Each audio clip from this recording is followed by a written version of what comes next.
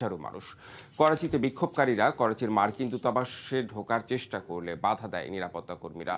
এই সময় দূতাবাসের জানালা ভেঙে ভবনের কিছু অংশে আগুন ধরিয়ে দেয় বিক্ষোভকারীরা। পরিস্থিতি নিয়ন্ত্রণে আনতে পুলিশ লাঠিচার্জ ও টিয়ার গ্যাস নিক্ষেপ করে।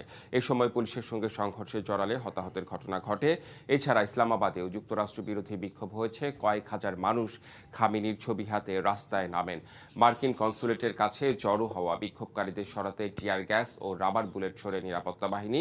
এ সময় পরিস্থিতি আরও উত্তপ্ত হয়ে ওঠে। সংঘর্ষে নিহত হয় বেশ কয়েকজন বিক্ষোভকারী। স্কার্দু শহরে জাতিসংঘের একটি কার্যালয়ে অগ্নিসংযোগ করে। লাহোরেও বিক্ষোভে অংশ নেয় কয়েক হাজার মানুষ।